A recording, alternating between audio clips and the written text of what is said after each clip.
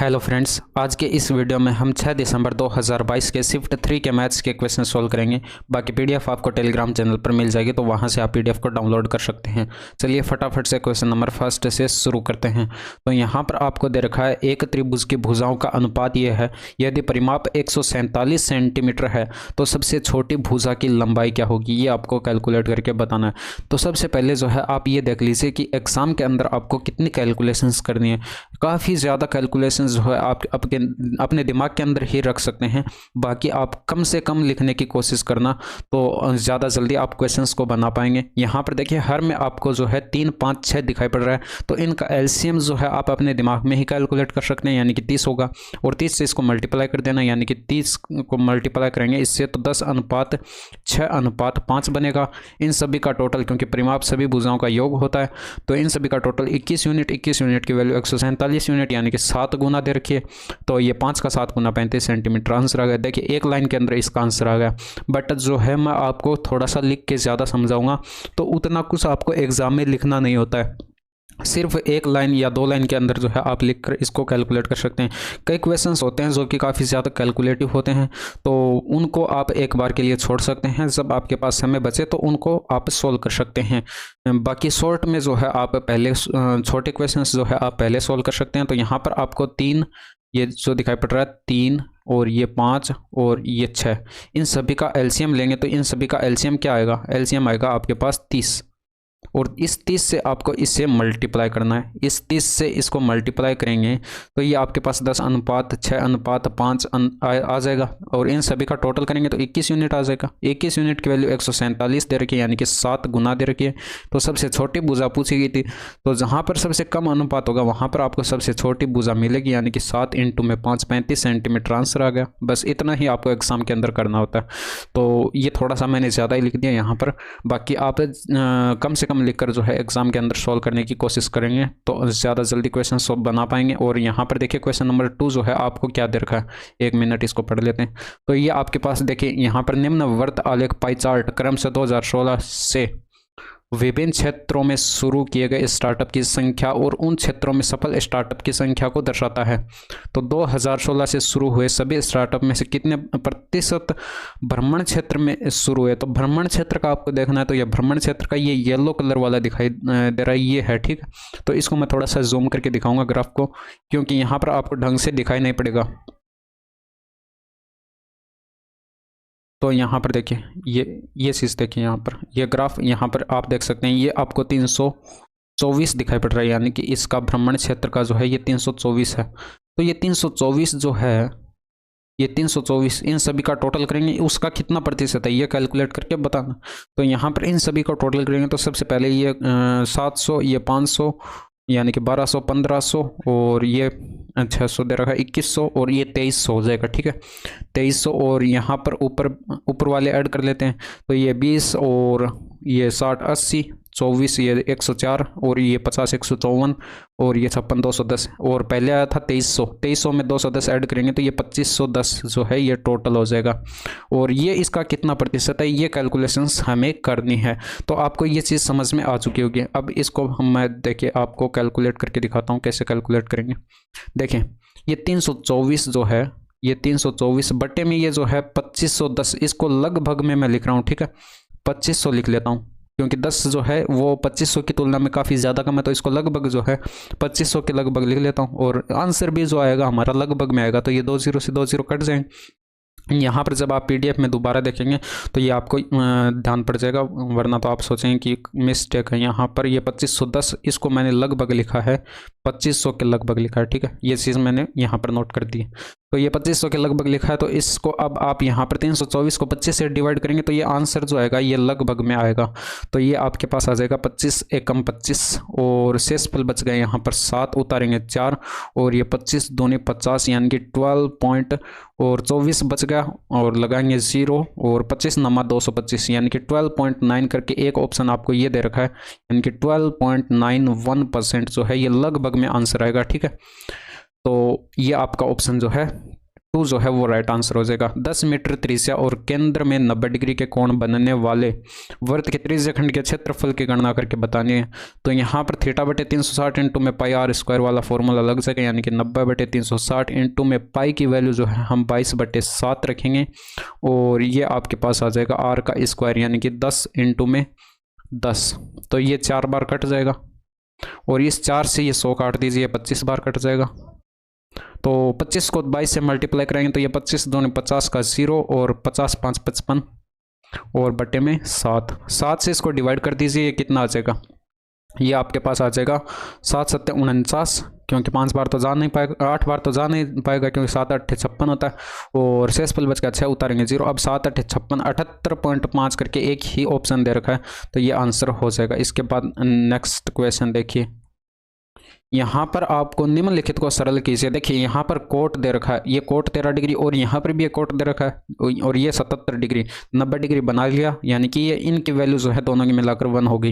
ये 27 और ये 63 दोनों मिलाकर 90 हैं, यानी कि ये भी आपके पास 1 हो जाएगा। और कोट 45 डिग्री की वैल्यू 1 होती है, 1 इंटू 1 इंटू 1 यानी कि 1 आएगा। तो आपके पास नेक्स्ट क्वेश्चन देखिए, यहाँ पर ये इसका मध्यानुपाती कैलकुलेट करके बताना है।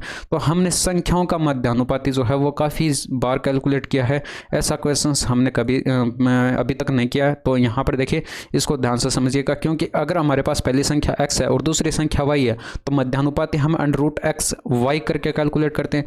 अब ये वाली पहली संख्या जो x मान लीजिए, ये y मान लीजिए, यानी कि हम x इंटू में y पहले कैलकुलेट करेंगे। अब हालांकि इतना कुछ लिखना नहीं होता, आपको सिर्फ डायरेक्ट सोल्व करना होता है। तो x की जगह इसको मैं लिखूंगा और लिखते समय ही मैं यहाँ पर ऊपर फॉर्मूला लगा दूंगा a cube plus B cube का।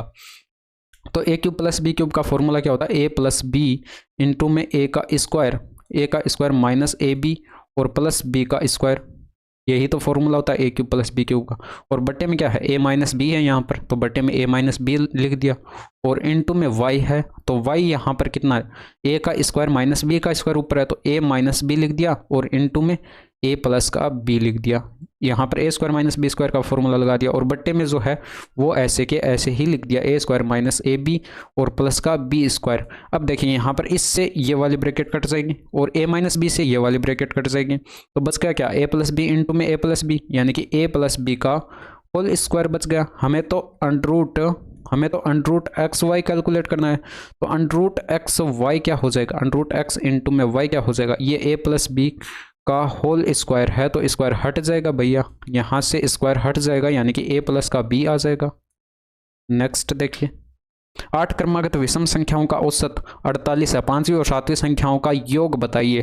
तो देखिए कितना सिंपल क्वेश्चन दे दिया, यानी कि इससे 48 से पहले की विषम संख्या कौन सी होगी, 47 होगी, और इससे पहले 45 और इससे पहले 43 और इससे पहले 41। इसके बाद ये 4 संख्याएं तो इसके पहले होगी और 4 संख्याएं इसके बाद होंगी, यानी कि टोटल 8 संख्याएं होंगी, 8 क्रमागत विषम संख्याएं हो जाएंगी। तो ये 49 हो जाएगी, इसके बाद 51, इसके बाद यहाँ पर 53 और इसके बाद यहाँ पर 55। अब यहाँ पर 5वीं और 7वीं संख्या का योग बताना था, तो 5वीं संख्या ये 49 होगी और 7वीं संख्या ये 53 होगी, इन दोनों को ऐड करेंगे तो 102 आंसर आ गया। नेक्स्ट देख, एक धनराशि 6% वार्षिक साधारण ब्याज दर पर 3 वर्ष में 767 और 4 वर्ष में 806 हो जाती है। धनराशि कितनी है ये आपको बताना था। तो यहाँ पर वर्षों का डिफरेंस देखिए, ये 3 वर्ष और ये 4 वर्ष है, यानी कि 1 साल में जो है ये आपकी धनराशि कितनी हो जा रही है, यहाँ पर ये आपके पास हो जाएगा साधारण ब्याज जो है ये कितने से बढ़ जाएगा, यानी कि ये यहाँ पर 33 और 6 39 से बढ़ जाएगा, यानी कि 1 साल में जो है 39 बढ़ रहा है। तो 6% की जो है यहाँ पर वैल्यू कितनी आ गई, 39 आ गई। हमें तो 100% की वैल्यू कैलकुलेट करके बतानी है, यानी कि धनराशि बतानी है। तो 100% धनराशि अपने आप में 100% होती है, तो 100 इंटू में 39 अपॉन ये 6 आ जाएगा।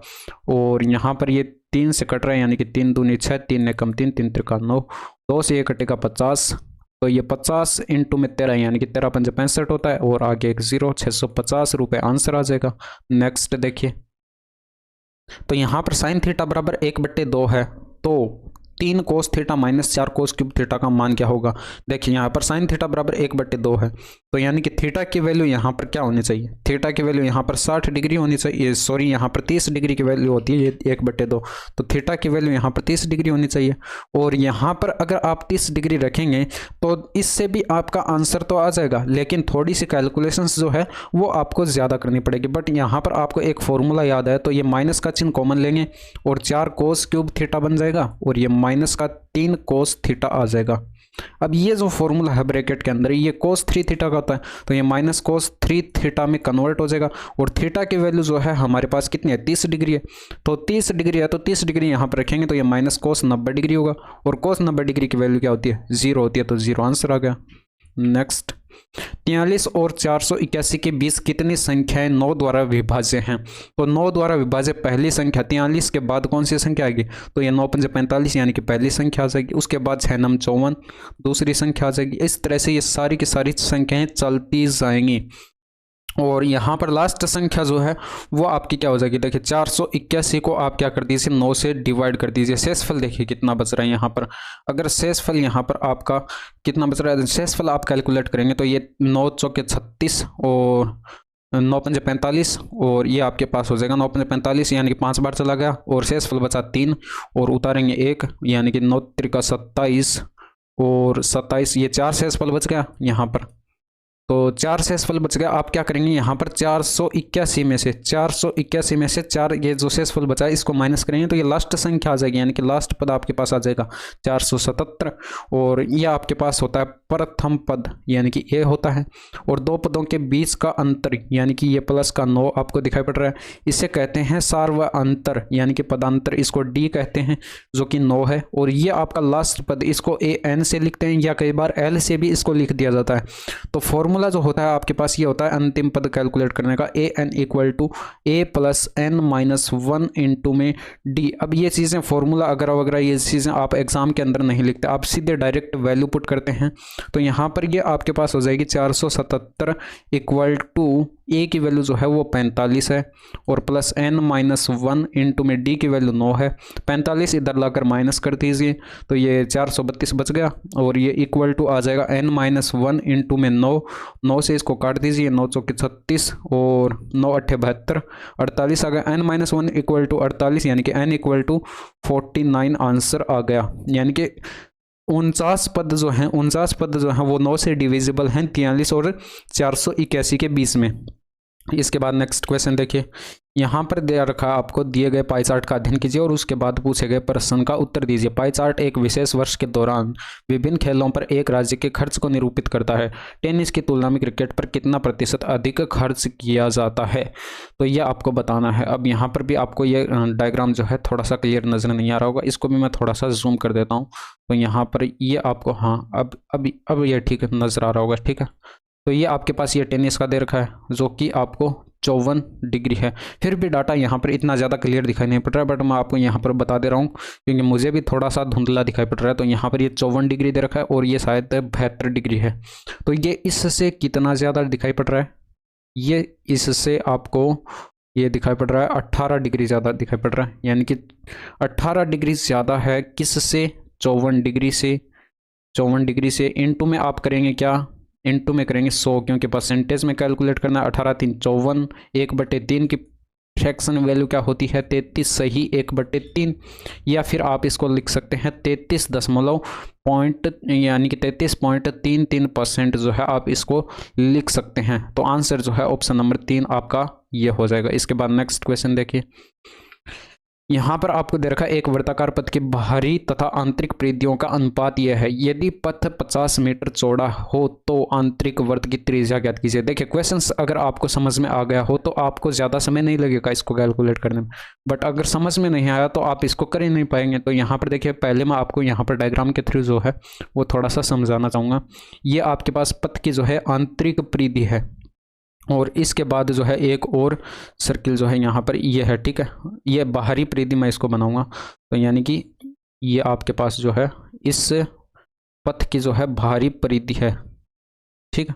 इसको थोड़ा सा और बड़ा कर देता हूँ, तो ये आपके पास पथ की बाहरी परिधि हो जाएगी। और आपको यहाँ पर आप यहाँ पर ये मान सकते हैं कि इसकी आंतरिक परिधि जो है यहाँ से लेकर इस केंद्र से लेकर इस परिधि तक की दूरी जो है वो स्मॉल आर है, ठीक है। वो स्मॉल आर है, और यहाँ से लेकर यहाँ तक की डिस्टेंस जो है वो आप कैपिटल आर मान सकते हैं, यानी कि ये त्रिज्या कैपिटल आर हो जाएगी। और इन दोनों का डिफरेंस जो है वो आपको 50 मीटर दे रखा है, यानी कि ये पथ की चौड़ाई जो है वो आपको 50 मीटर दे रखी है।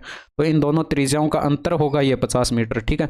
तो आपने यहाँ पर बड़ी वाली त्रिज्या जो है कैपिटल आर मानी है, और इसका आंतरिक परिधि यानी कि इसके साथ अनुपात आ जाएगा, यानी कि 5:4। अब देखिए यहाँ पर परिधियों का अनुपात दे रखा है, तो आप यहाँ पर जानते हैं कि बाहरी परिधि क्या हो जाएगी 2πr कैपिटल आर, और आंतरिक परिधि क्या हो जाएगी 2π स्मॉल आर। अब ये 2π से तो 2π कट ही जाना है, तो ये चीज़ आप क्यों लिखेंगे यहाँ पर, तो सीधे डायरेक्ट ये लिखना है आपको। तो ये कितनी है यहाँ पर देखिए, इन दोनों का डिफरेंस कितने का है, यानी कि 1 का डिफरेंस है, और 1 यूनिट की वैल्यू जो है क्वेश्चंस में कितने दे रखी है 50 दे रखी है।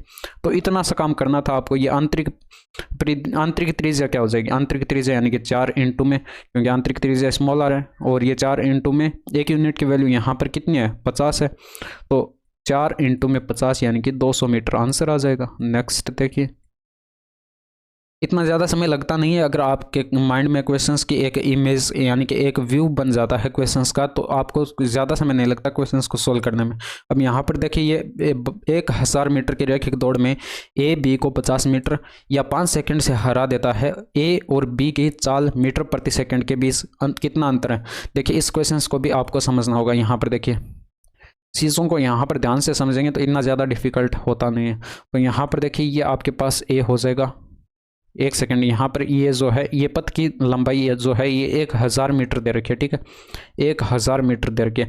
अब जब 1000 मीटर की दूरी जो है ए कवर कर लेता है, तो इसने बी को हरा दिया, यानी कि बी यहाँ पर रहा होगा जो कि 50 मीटर पीछे रह गया, यानी कि यहाँ पर 50 मीटर पीछे रह गया, या फिर यहाँ पर 5 सेकंड से हरा देता है, यानी कि या तो फिर 50 मीटर से दूर है या फिर 5 सेकंड से दूर है, कुछ भी कह सकते हैं आप। तो यानी कि बी ने जो है 50 मीटर की दूरी 5 सेकंड में कवर की, तो बी की चाल आप कैलकुलेट कर सकते हैं, यानी कि 50/5 यानी कि 10 मीटर प्रति सेकंड जो है ये इसकी बी की चाल आ जाएगी।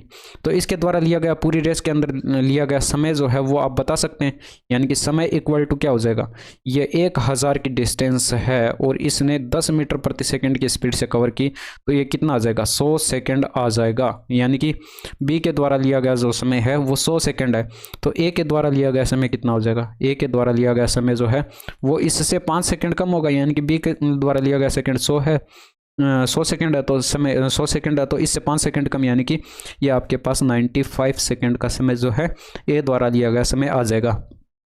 तो यहाँ पर ये जो है आप यहाँ पर बी की चाल कैलकुलेट कर चुके हैं, आपको ए की चाल का डिफरेंस बताना है बी की चाल से। तो ए की चाल क्या हो जाएगी 1000/95, क्योंकि ये 95 सेकंड का समय लगता है पूरी रेस को कवर करने में, तो ये इसकी ए की चाल हो जाएगी। और बी की चाल तो हमने कैलकुलेट की कितनी है 10 मीटर प्रति सेकंड, तो यहाँ पर ये माइनस कर देंगे इसमें से 10, तो ये आपके पास आंसर आ जाएगा। यहाँ पर ये 1000 में से माइनस करेंगे 950 और ये बट्टे में आ जाएगा 95। देखिए चीज़ें आराम से करेंगे, क्योंकि यहाँ पर जो है आपको समझ में सारा सब कुछ आना चाहिए, बाकी टाइम जो है आप अपने आप बचा लेंगे। यहाँ पर अगर आप ज़्यादा प्रैक्टिस करते हैं तो ये चीज़ें आप डायरेक्ट भी कर सकते हैं, इतना ज़्यादा कुछ लिखना नहीं होता है यहाँ पर। तो ये ऊपर 50 बच गया और बट्टे में 95, और ये 19 5 95 हो जाएगा। ये आपके पास बट्टे में 5 से कटेगा 19 5 95 और ये 10 बार कट जाएगा, यानी कि 10/19 जो है वो आपका आंसर आ गया। तो ऑप्शन नंबर 2 जो है वो राइट आंसर होगा। नेक्स्ट क्वेश्चन देखिए, एक डीलर 3000 अंकित मूल्य की एक वस्तु खरीदता है और 15% एवं 15% के क्रमागत छूटें प्राप्त करता है। वह परिवहन पर 250 खर्च करता है, इसे 20% के लाभ पर बेचता है। वस्तु का विक्रय मूल्य ज्ञात करें। तो इसको भी आप यहाँ पर ध्यान से समझना। देखिए वह क्रमागत छूटें प्राप्त करता है, ठीक है, वस्तु खरीदता है वह, यानी कि ये कॉस्ट प्राइस आएगा। अब यहाँ पर ये बेचता नहीं है छूट पर, तो ये यहाँ पर कॉस्ट प्राइस आएगा। 3000 अंकित मूल्य था उसका, और उसने जो है कितने प्रतिशत की छूट प्राप्त की 15% की, यानी कि 15% की फ्रैक्शन वैल्यू कितनी होती है, ये 15% की फ्रैक्शन वैल्यू 3/3 हो जाएगी 20, यानी कि 20 पर 3 की छूट, यानी कि 17/20 की छूट पहले प्राप्त की, फिर इसने दोबारा से 17/20 की छूट प्राप्त की। तो ये 2 0 से तो ये 2 0 कट गया यहाँ पर, और ये 2 से काट दीजिए, ये 15 आ गया, और ये 17 का स्क्वायर कितना होता है, ये 289 हो गया, ठीक है। 289, और ये 15 से इसको मल्टीप्लाई कराएंगे तो ये 15 नमा 135 का 5 आ जाएगा, हासिल आएगी 13, 15 8 120, और ये 13 हो जाएगा 133 का 3 आ गया, हासिल आएगी 13, और 15 दूनी 30 और 13 43, यानी कि 4335 ये आ गया, और बट्टे में 2, और 2 से इसको डिवाइड करेंगे तो ये 2 दूआ 4, 2 एकम 2, 6 दूनी का 12, और फिर यहाँ पर 7 दूनी का 14 और 0.5 आ जाएगा।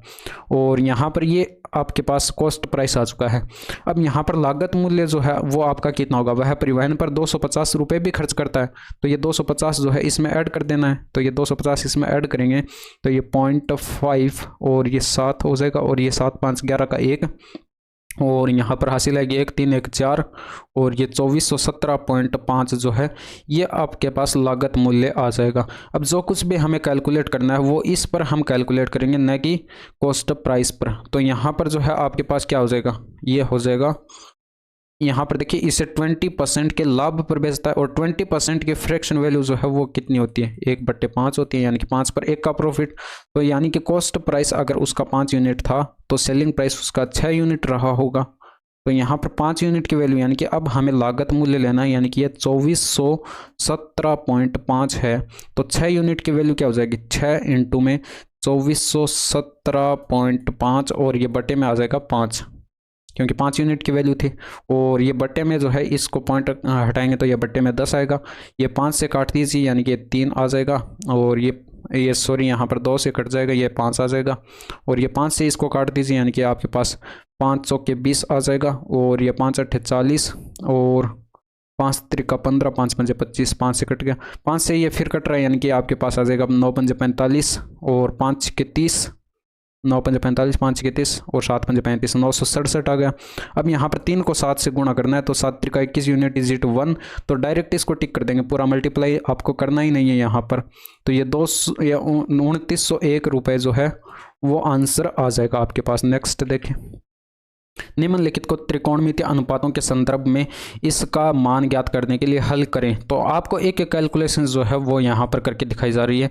तो यहाँ पर जो है आपको एक फॉर्मूला जो है वो ध्यान में रखना है। देखिए a³ + b³, ये वाला फॉर्मूला होता है आपके पास a + b, और इनटू में a² + b²। काफ़ी बार लिखा चुका हूँ इस वाले फॉर्मूले को, तो वेरी वेरी इंपॉर्टेंट है ये वाला फॉर्मूला। और यहाँ पर जो है आपको a बराबर sin थीटा रख लेना है। यहाँ पर ऑप्शन ए में दे रखा है, यानी कि एंगल a है तो ये sin a रख लेना, और यहाँ पर b = जो है वो cos a रख लेना है। तो ये आपके पास क्या हो जाएगा, यहाँ पर देखिए a की जगह sin a रखेंगे तो ये sin³ a हो जाएगा, और b की जगह cos a रखेंगे तो ये cos³ a हो जाएगा, और बीच में प्लस का निशान, और equal to sin a plus का cos a आएगा, और ब्रैकेट के अंदर जो है वो आपके पास आएगा sin² a और प्लस का cos² a आएगा, और ये माइनस के अंदर आएगा sin a इंटू में cos a, sin a into में cos a।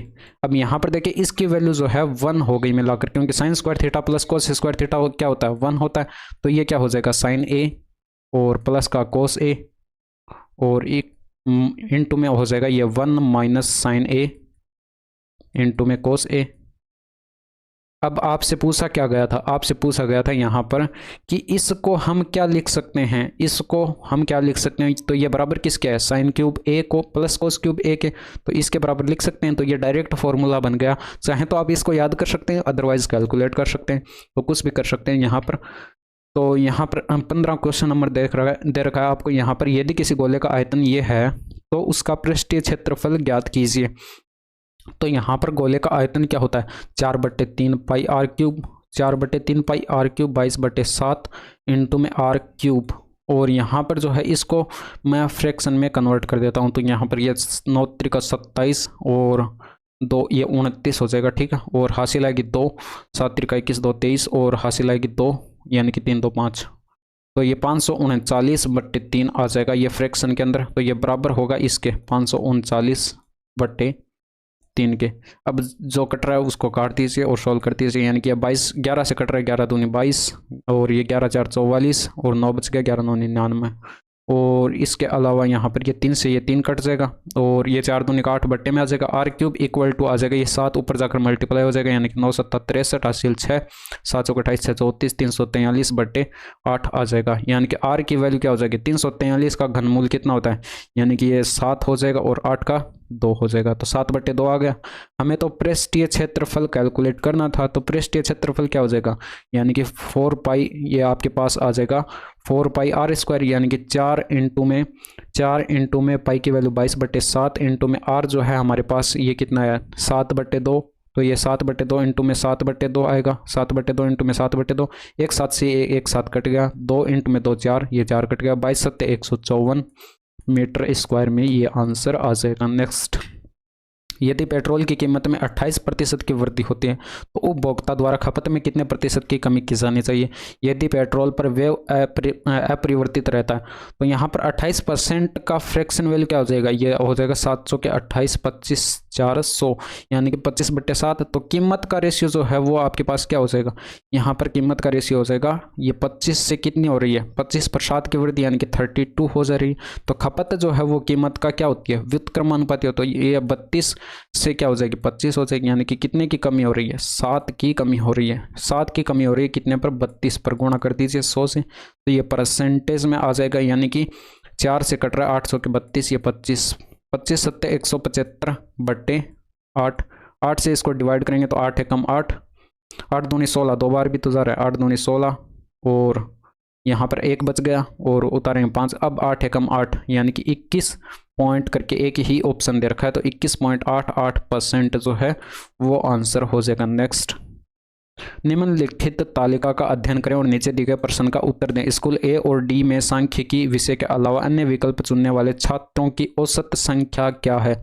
तो यहाँ पर स्कूल ए का देखना है, ये डी का देखना है। ए में जो है यहाँ पर आपको दे रखा है 450 का 20% सांख्यिकी का विकल्प चुनने वाले छात्र हैं, तो यानी कि 80% नहीं चुनने वाले छात्रों, तो 450 का क्या करेंगे 80% कैलकुलेट करेंगे और ये प्लस के अंदर, अब देखिए डायरेक्ट भी लिख सकते हैं आप, इतना कुछ लिखने की ज़रूरी नहीं है, मैं थोड़ा सा 1 लाइन 2 लाइन एक्स्ट्रा ही लिखता हूँ ताकि किसी को डाउट ना रहे, क्योंकि ये लाइव क्लासेस तो है नहीं और यहाँ पर आप कमेंट भी नहीं कर सकते, तो यहाँ पर डायरेक्ट आपको रिकॉर्डेड वीडियो ही देखने पड़ेंगे।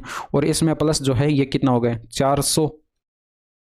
400 इंटू में 15, यानी कि ये इंटू में 15% तो सांख्यिकी का विकल्प चुनते हैं, तो इसका 85% जो है वो यहाँ पर सांख्यिकी विषय नहीं चुनते होंगे और बटे में क्या करेंगे 2, तो ये आपके पास आ जाएगा इनका औसत। तो यहाँ पर जो है 450 का 80% कितना हो गया 45 इंटू में 8 हो गया और ये प्लस के अंदर 400 का 85%, ये 4 इंटू में 85 हो गए। अब देखिए यहाँ पर प्रतिशत हटाएंगे तो बट्टे में 100 आएगा, 2 0 से 2 0 कट जाएंगे, तो ये मैंने किया है यहाँ पर बट्टे में 2। अब 2 से तो आप यहाँ पर अलग अलग डायरेक्टली काट सकते हैं, यानी कि 4 बार कट गया और ये 2 से काटेंगे तो ये 2 बार कट गया, तो यहाँ पर ये 85 का 4 गुना यानी कि 180 हो गया और ये 45 का 4 गुना ये, ठीक है, और ये 85 का 2 गुना 85 का 2 गुना जो है यहाँ पर ये कितना हो गया, ये हो गया 170, तो प्लस का 170। तो यहाँ पर कई बार मैं लिखता कुछ और हूँ, बोलते बोलते यहाँ पर कुछ मिस्टेक्स हो जाती हैं, तो आप यहाँ पर समझ लेना, ठीक है। और यहाँ पर जो है ये 350 हो गया इन सभी का टोटल, तो ये आंसर आ गया। नेक्स्ट, ए और बी एक कार्य को क्रमशः 10 और 16 दिनों में समाप्त कर सकते हैं, ठीक है, और ए कार्य शुरू करता है और वे एक एक दिन एकांतर रूप से एक एक करके काम करते हैं। पूरा कार्य कितने दिन में समाप्त हो जाएगा ये आपको कैलकुलेट करना तो ऐसे क्वेश्चन मैं काफ़ी बार करा चुका हूँ, यानी कि ए जो है आपको 10 दे रखा है, 10 दिन में काम कर सकता है, और बी जो है वो 16 दिन में। दोनों का एलसीएम लेंगे, 80 आ गया, यानी कि ये 8 दिन में काम कर सकता है, ये 8 यूनिट इसकी क्षमता हो जाएगी और ये आपके पास 5 यूनिट इसकी क्षमता हो जाएगी। दोनों एकांतर डेज पर काम करते हैं, यानी कि पहले ए करेगा फिर बी करेगा, तो इसी तरह से ये काम करते रहेंगे। और ये 2 दिन में जो है कितने काम हो जाएगा, 2 दिन में यहाँ पर ये 8 यूनिट का काम करता है, ये 5 यूनिट का काम करता है, यानी कि 2 दिन में 13 यूनिट का काम हो रहा है। तो 2 दिन में 13 यूनिट का काम हो रहा है, हमें तो टोटल 80 यूनिट के लगभग लेकर जाना है इसको। तो ये 13 पंजे 65, 13 6 78 होता है, यानी कि 6 से गुणा करेंगे तो ये 78 यूनिट का काम हो जाएगा कितने दिनों में, इसको भी 6 से गुणा करेंगे, यानी कि 6 दूनी 12 दिन में जो है 78 यूनिट का काम हो जाएगा। अब यहाँ पर देखिए 12 दिन का तो समय लग चुका है, इसके अलावा भी कितना समय लगेगा वो हमें कैलकुलेट करना है। तो शेष काम कितना रहेगा, शेष काम कितना रहेगा, 80 में से 78 माइनस कर दीजिए, यानी कि 2 यूनिट का काम शेष रहेगा। अब बारी किसकी आएगी, ऐसे ही ये सीक्वेंस चलता रहेगा। बारी आएगी ए की। ए तो एक दिन में 8 यूनिट का काम करता है, इसको मिला कितना, 2 यूनिट का काम, तो ये बट्टे में 8 आ जाएगा, यानी कि इतना इसको समय लग जाएगा। 1/4 दिन का समय इसको लग जाएगा। तो 12 दिन का वहाँ लग चुका था, 1/4 दिन का वहाँ यहाँ लग चुका है, तो ये 12 से 1/4 दिन आंसर आ जाएगा। नेक्स्ट, यहाँ पर आपको बताना है कि इसका मान क्या होगा। तो यहाँ पर आप क्या करेंगे, देखें इसको यहाँ पर अगर बट्टे कर देंगे यहाँ पर k+1 अपॉन k से, और यहाँ पर आपने जब इसको भाग किया k+1 अपॉन k से, तो इसको मल्टीप्लाई भी करना होगा, यानी कि k+1 अपॉन k से इसको मल्टीप्लाई भी करना होगा। और जब इससे मल्टीप्लाई किया तो ये क्या बन जाएगा, k² -1 अपॉन k², वो इसके साथ मिलकर क्या बना लेगा। अब देखिए मैं यहाँ पर लिख रहा हूँ ऊपर वाला, ठीक है, ऊपर वाला टर्म्स जो है यहाँ पर एक्सप्लेन करके थोड़ा सा बता देता हूँ, बाद में डायरेक्ट करेंगे हम। तो यहाँ पर ये k² -1 अपॉन k² बना लेगा, और ये इसके साथ जो है k² +1 अपॉन k² आएगा, ठीक है, k² +1 अपॉन k²। अब देखिए ये दोनों मिलकर क्या बना लेंगे, k⁴ +1 अपॉन k⁴, एक सेकेंड, ये माइनस में बनाएगा, ये -1 अपॉन k⁴, और इसके इंटू में आगे अब क्या आएगा, ये आएगा k⁴ +1 upon k⁴, k⁴ +1 upon k⁴। ये इससे मिलकर क्या बना लेगा, k⁴ -1 अपॉन k⁴। अब इसके बाद k⁴ +1 अपॉन k⁴ है, तो ये इससे मिलकर k⁴ -1 अपॉन k⁴ बनाएगा। वो इससे मिलकर k⁴ -32 बनाएगा, 1 अपॉन k⁴ बनाएगा। वो इससे मिलकर k⁴ 64, यानी कि ओवरऑल देखा जाए तो k⁴ 64 आएगा, -1 अपॉन k⁴ 64, यानी कि ये आपके पास बनेगा ऊपर, और बट्टे में हमने डिवाइड किया था k+1 अपॉन k से, तो ये आंसर हो जाएगा। नेक्स्ट, वह सबसे छोटा पूर्ण वर्ग कौन सा है जो में से प्रत्येक से पूर्णतः विभाज्य है। तो सबसे छोटा पूर्ण वर्ग कैलकुलेट करने के लिए आप क्या करेंगे, इन सभी का एलसीएम ले लेंगे, यानी कि इन दोनों का तो 36 आ गया एलसीएम। तो अब बचा 16 और 36 का लेना है, तो यानी कि 36 को डिवाइड कर लीजिए, 16 से 4 से कट गए, या 4 चौक 16, 9 चौक 36, यानी कि आप क्या करेंगे 36 को 4 से और गुणा कर लेंगे, क्योंकि हर में यहाँ पर 4 बचा है, जहाँ तक कटे वहाँ तक काट देना है, बटे में जो बचे उसको उसे मल्टीप्लाई कर देना जो अंश में था आपके पास। तो 36 को 4 से मल्टीप्लाई करेंगे तो ये 6 चौके 24 और 4 त्रिक 12, 144 आ गया। नेक्स्ट, नीचे दी गई तालिका 5 विभिन्न वस्तुओं के क्रय मूल्य और विक्रय मूल्य को दर्शाती है। तो यहाँ पर आपको पूछा क्या गया, A1 के क्रय मूल्य। अब A1 का क्रय मूल्य ये 350 है, A4 के विक्रय मूल्य, A4 का विक्रय मूल्य यहाँ पर 550 है, से अनुपात क्या है, यानी कि 350 का जो है वो 450 के साथ अनुपात क्या है। तो यहाँ पर 5 से कट रहा है, 7 पंजे 35, और ये आपके पास 9 पंजे 45, 0 से तो 0 कट ही जाएगा। एक सेकंड, ये आपके पास लिखने में मिस्टेक हुई, ये 450 दे रखा है, ठीक है, ये सॉरी यहाँ पर ये 550 दे रखा है, फिर से वही गलती। तो यहाँ पर ये 5 से कटेगा तो ये 7 अनुपात आ जाएगा, और ये यहाँ पर 11 आ जाएगा। तो यहाँ पर 7:11 जो है वो राइट आंसर होगा। नेक्स्ट, 28 वस्तुओं का विक्रय मूल्य 17 वस्तुओं के क्रय मूल्य के बराबर है। लाभ या हानि प्रतिशत आपको बताना है। तो 28 वस्तुओं का विक्रय मूल्य क्या हो जाएगा, 28 वस्तुओं का विक्रय मूल्य 28 SP, और इक्वल टू जो है 17 वस्तुओं के क्रय मूल्य, यानी कि 17 वस्तुओं का कॉस्ट प्राइस के बराबर होगा। तो यहाँ पर सेलिंग प्राइस और कॉस्ट प्राइस का रेशियो जो है वो क्या आ जाएगा, 17/28, यानी कि ये 28 से कितना ज़्यादा दिखाई पड़ रहा है, ये आपको ये कितना कम दिखाई पड़ रहा है, यानी कि 11 की यहाँ पर 11 का यहाँ पर लॉस हो रहा है। तो 11 का यहाँ पर लॉस हो रहा है, तो यहाँ पर 11 का लॉस होगा, यानी कि 11 का लॉस हो रहा है 28 पर हो रहा है, इंटू में करेंगे 100, तो ये आपके पास प्रतिशत आनी आ जाएगी। यहाँ पर ये 4 से कटेगा, 700 के 28, ये 25, और ऊपर गुणा कराएंगे तो ये 5, और ये आपके पास आ जाएगा 25 5 हो जाएगा, ये हो जाएगा, एक सेकेंड, यहाँ पर ये 25 5 हो जाएगा 30, यानी कि 305 हो जाएगा। तो ये 305 नहीं होगा, यहाँ पर ये होगा 25 से कम 25 हासिल 2 ही तो आएगी, यहाँ पर ये 25 और ये 27 हो जाएगा, यानी कि 275 हो जाएगा। तो ये बट्टे में आएगा 7, और 7 से इसको डिवाइड करेंगे तो 7 त्रिका 21, और यहाँ पर जो है 7 त्रिका 21 हो गया। और इसके अलावा यहाँ पर बच रहा है, यहाँ पर बच क्या रहा है, यहाँ पर ये बच रहा है 6 और 9 7 63, और यहाँ पर 2/7% की यहाँ पर हानि होगी, यानी कि लॉस होगा। तो ये आपका आंसर हो जाएगा। अदरवाइज़ आप यहाँ पर इसको ऐसे भी कर सकते थे, यहाँ पर देखें अंश में आपको ये 5 दिखाई पड़ रहा है, तो अंश में 5 कौन सा बनेगा, यानी कि ये 7 त्रिका 21 और ये 2 कितना होगा यूनिट डिजिट से हम कैलकुलेट करें तो 7 का 21, 2 ये 23 यानी कि नहीं होगा। और ये 9 7 63 तो 65 यानी कि यूनिट डिजिट आंसर में 5 ये बनाएगा, तो ये हो सकता है। और इसके अलावा ये भी हो सकता है, ये नहीं होगा, 7 का 21, 2 23 ये नहीं होगा। तो ये यहाँ पर ये 2 हो सकते हैं। बट यहाँ पर ये पता है, हमें ये पता है कि ज़्यादा की वस्तु कम में बिक रही है यानी कि लॉस होगा, हानि होगी, तो हानि वाला ही ऑप्शन करेक्ट होगा। यहाँ पर तो ये लाभ हो रहा है, तो ये हो नहीं सकता। और ये आपका तीसरा ऑप्शन जो है वो राइट होगा। नेक्स्ट यहाँ पर आपको बताना है, इसकी वैल्यू बतानी। तो ऐसे क्वेश्चंस में आप क्या करना है, देखिए यहाँ पर ये डायरेक्ट स्क्वायर करती है इसके, यानी कि 4x का स्क्वायर यानी कि 16x स्क्वायर, और ये प्लस का 49y स्क्वायर, और ये माइनस में आ जाएगा 728 दूनी 56xy, और ये इक्वल टू जो है 121 के हो जाएगा। एक्स वाई की वैल्यू जो है हमें 8 दे रखी है, तो ये 8 से मल्टीप्लाई होकर इधर आ जाएगा, यानी कि यहाँ पर जो है 121 में प्लस होगा। यूनिट डिजिट से आप करेंगे तो बिल्कुल ही आसानी से हो जाएगा। देखिए यहाँ पर यूनिट डिजिट सबका अलग अलग है, 8 से 48 यानी कि यूनिट डिजिट 8, और यहाँ पर इधर आएगा तो प्लस 8 1 9 यानी कि यूनिट डिजिट से सीधा आंसर आ जाएगा। और 121 में यहाँ पर इसको इधर लाकर प्लस में कर देंगे, यानी कि ये 8 से 48 का 8, और हासिल आएगी आपके पास 4, 8 में 40, 4 44। अब यूनिट डिजिट लगाएंगे तो भी आपके पास आंसर बिल्कुल ही आसानी के साथ आ जाएगा, ये 569। नेक्स्ट देखिए यहाँ पर ये इसकी वैल्यू है, ठीक है, यानी कि इसको तो हमने इधर भेज दिया और इसको प्लस में करा दिया इसके। तो इसके बाद नेक्स्ट देखिए यहाँ पर आकृति में ओ वर्त का केंद्र है, इसकी 2 जीवाएं ए बी और सी डी एक दूसरे को वर्त के भीतर बिंदु पी पर प्रतिच्छेद करती हैं। यदि ए बी बराबर 20 सेंटीमीटर है और पी बी बराबर 12 सेंटीमीटर है, सी पी बराबर 8 सेंटीमीटर, तो पी डी का माप बताना है। तो यहाँ पर ये जो चीज़ें दे रखी हैं इनको आप ध्यान से समझिएगा। यहाँ पर देखिए ये ए बी तक की डिस्टेंस जो है वो आपको कितनी दे रखी है, यहाँ से लेकर यहाँ तक की जो है ये पी ए बी जो है वो आपको 20 सेंटीमीटर दे रखी है क्वेश्चन के अंदर, तो ये 20 सेंटीमीटर ये हो जाएगी। और इसके अलावा पी बी जो है वो आपको 12 सेंटीमीटर दे रखी है, यानी कि ये यहाँ से लेकर यहाँ तक, यहाँ से लेकर यहाँ तक जो है ये आपको कितनी दे रखी है, ये 12 सेंटीमीटर दे रखी है। और ये कितनी बच गई, 8 सेंटीमीटर, क्योंकि 20 में से 12 माइनस करेंगे 8 सेंटीमीटर बच गई। और ये आपको दे रखी है, एक सेकेंड, ये जो है ये सी पी तक की डिस्टेंस जो है ये आपको दे रखी है 8 सेंटीमीटर, यानी कि यहाँ पर ये 8 सेंटीमीटर दे रखी है। ये आपसे पूछेगी ये पी डी की वैल्यू।